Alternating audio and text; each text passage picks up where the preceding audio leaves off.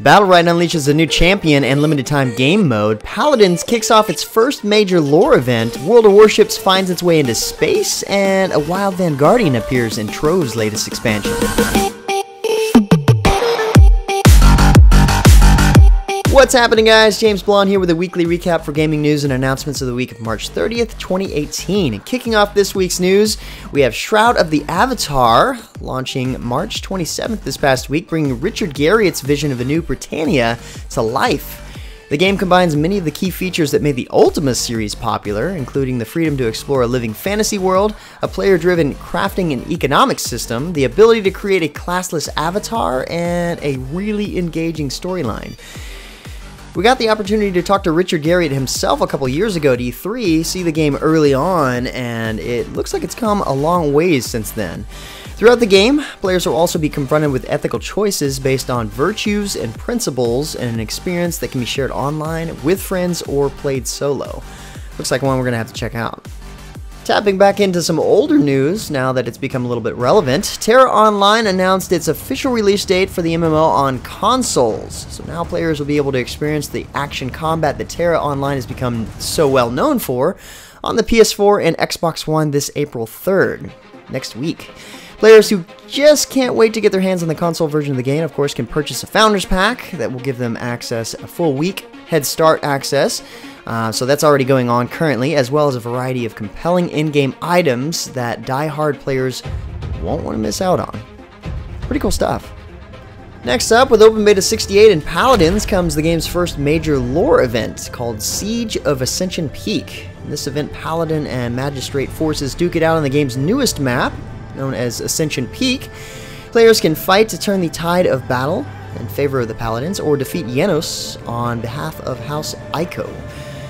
The event will also feature 3 exclusive bundles, and players that purchase all 3 of these bundles will unlock the limited Yenos Soul Eater bundle for free, which is kind of nice. Other big news for this event is the change in how skins work. No longer will Paladin skins be pieced together, and instead will be bought, purchased, and used as complete, entire skins.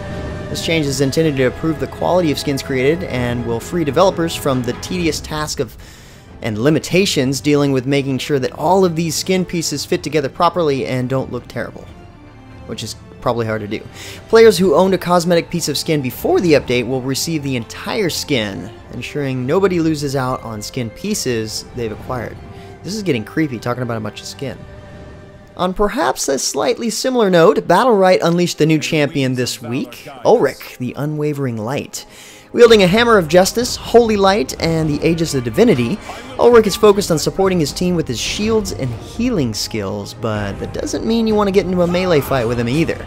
Ulrich can obviously handle himself quite well with his ferocious attacks, to say the least. But in addition to Ulrich's release, the limited-time game mode Bako's Egg Brawl is temporarily replacing Duel. Here you play on a team of Bakos hunting for magical eggs hidden around the arena. You get to hurl them at your enemies and discover a variety of custom battle rights in a very chaotic-looking game mode. Win enough of these rounds and you can acquire some really rare items as well. Could be fun.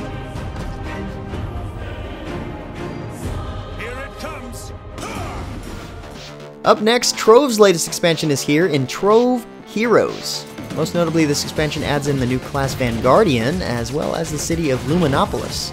The 16th class in Trove brings about a lot of new functionality in the game, and can swap between 2 different forms.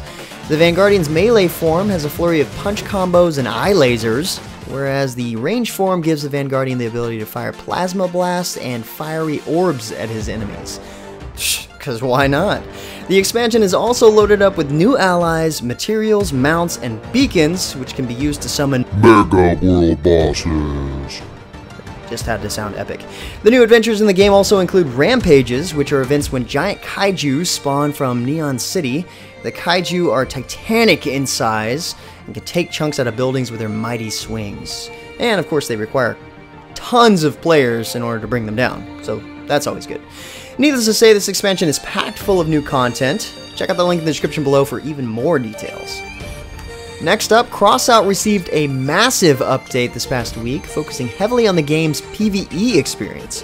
Instead of the previously known single-stage missions, raid players can tackle a multitude of complex and rewarding scenarios, each holding their own storyline, enemies, and tasks. Instead of something simple like escort the truck mission, you would have something like steal a cargo truck, fight to keep it, and defend it while refueling in order to make sure that it can make it the rest of the way home. That's some real Mad Max stuff right there. So there are now 8 varied raids in total, and more scenarios are going to be unveiled in later updates. Crossout is also going to be participating in a special April Fool's event that highlights many of the creative and crazy vehicles that the community has come up with. These designs are seeing a boost to their performance in order to make them more viable for battle, and are being put in a special brawl mode where players won't know exactly what they're getting until the game starts. That can be pretty fun. On a slightly similar note, World of Warships is seeing an update for a special April Fool's release that goes beyond the sea and takes to the stars. In the spirit of trying something new, of course, World of Warships will see 9 new Tier 10 spaceships making an appearance that will enable players to battle in space.